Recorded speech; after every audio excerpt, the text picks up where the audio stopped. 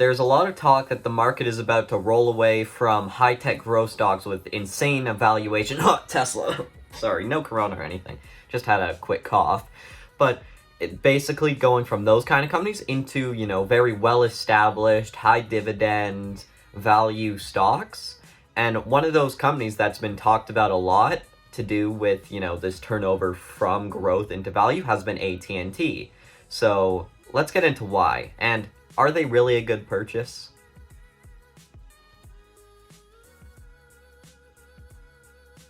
Please note, this is for entertainment purposes only and is not financial advice and should not be considered financial advice in any way whatsoever.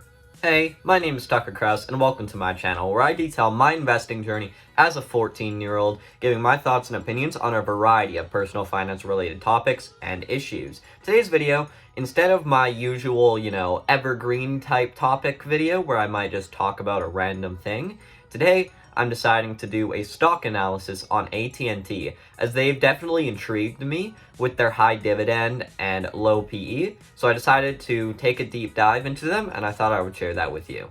So I'm going to very briefly go over the company and its history before diving deeper into the financials, so let's get right into that. But before you forget, make sure to smash that like... That was really loud. Okay, maybe don't smash the like button that hard, but still do that, alright? That it's a great idea to still do that. Helps with the algorithm and whatnot. So, AT&T is a part of the communication services sector, as well as the telecommunication services industry. Although, with some of their recent acquisitions, it does definitely seem like they've got a bit more variety than just telecommunication, but we'll get into that in just a second. As you know, I'm sure, AT&T is one of the biggest players in the United States, and it actually has the largest subscriber base for its mobility services out of any company in the United States.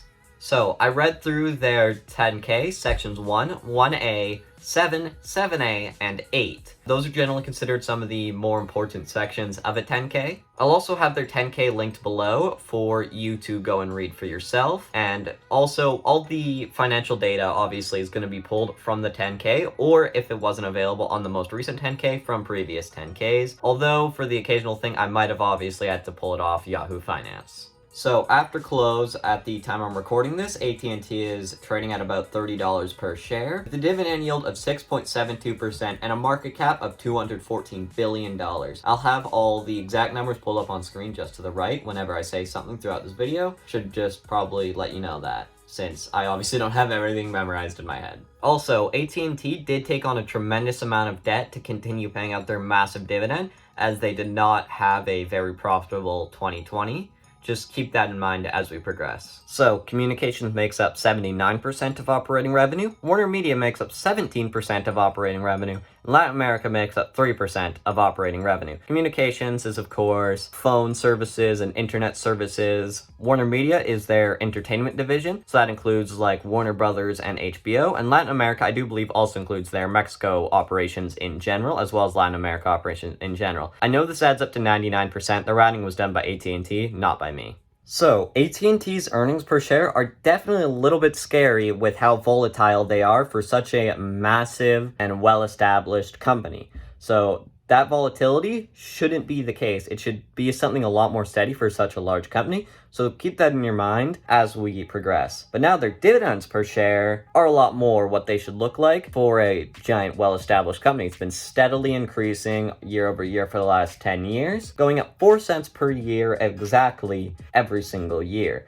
So if you love dividends, I'm sure you love that. Now, their earnings per share and their dividends per share compared definitely looks a little scary again, because there's a lot of years where their earnings per share are well below their dividends per share. But on average, their earnings per share are technically ever so slightly higher than their average dividends per share. So they do technically come out on top, but because of interest and that sort of thing, you definitely want to look into that a little bit more. Just over here is the growth rate of the S&P 500, AT&T, and Verizon, one of their competitors. If you invested $1,000 exactly 10 years ago from the day I'm recording this. So, as you can see, if you invest in the S&P 500, you'd be doing great. If you did invest in Verizon, you'd be doing alright. But if you invest in AT&T exactly 10 years ago and still hadn't pulled out, definitely not looking so good.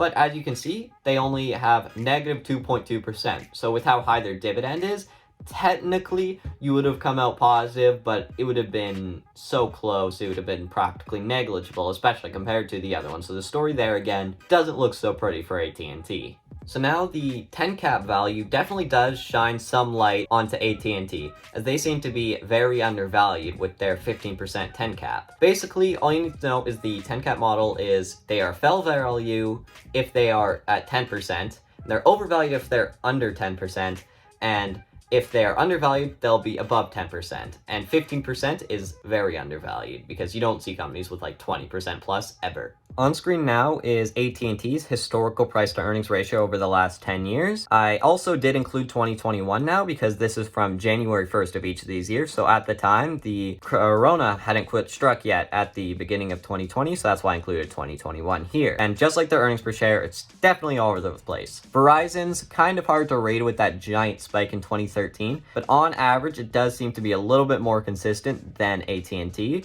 excluding that one spike. Now, the S&P 500 has just been ever so slowly increasing, and of course, as we know, after the March lows, it has absolutely skyrocketed in price, and so its price to earnings ratio has reflected that as of January 1st, 2021. Now where it actually matters, here is their price to earnings compared between all three companies. Really, I'm just trying to quickly look on the far right that you can see on average, AT&T has always seemed to have been ever so slightly undervalued, which could also explain earlier why if you put into AT&T, you lost money because people just haven't been valuing it quite as highly as these other companies or the S&P 500 in general. I just pulled these numbers off Yahoo Finance. These are the forward PE and PEG ratios of AT&T and Verizon. Forward PE is taking today's price and dividing it by projected earnings per share, and then PEG ratio is then taking that PE ratio and dividing it by growth potential for these companies. So on the surface, it does seem like, hey, AT&T again seems to be more undervalued. But because Verizon has projected for more growth, it actually makes them seem like the undervalued one. So if you do think actually AT&T is going to have really good growth because of this and this, then sure, then just go with AT&T because you think their growth rate's actually a lot better. There's a lot of different ways to interpret that. Up until now, we've just been looking at, is it overvalued? Is it undervalued? Oh, is its earnings look okay? Does its dividend look okay? We haven't looked at intrinsic value. If you're a beginner teenager investor and you haven't, heard intrinsic value before, basically what it is what should that stock be trading at? That's essentially what it is. And even just using those previous benchmarks like earnings per share and its dividend PE ratio, you're still a lot more informed than half these kids going out here, oh yeah, YOLO into Tesla, boys, let's go. How about let's be a little bit more creative? Neo, right?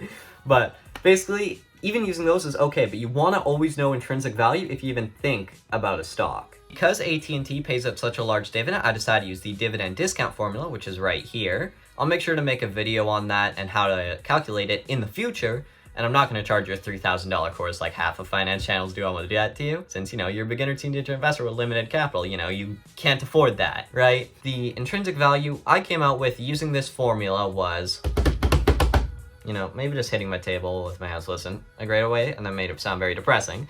But what was $39.84, just had it written down there, which looks great. They're trading at $30 right now, but you always want to make sure to apply a margin of safety. A 25% margin of safety does seem very fair, even though that is, yes, very high. DDF doesn't take into account for debt, which is very high for AT&T. That would then mean a fair entry price is likely $29.88 if you were looking to buy AT&T. But we should still look at how manageable AT&T's debt to inform our decisions better. Current and short-term debt minus cash and cash equivalents lets us know, okay, can they immediately cover all their short-term debt with just cash? In this case, they can, and they'll still have $62.70 million left over. And then you take their interest expense divided by their operating income to see if they can cover their interest, which right now, no, in 2020, they would not be able to do that. As you can see, 124%. They have 24% more in interest expenses than they do in operating income. Then you look back at 2019 and it's 30%. You look back at 2018, it's 30% again.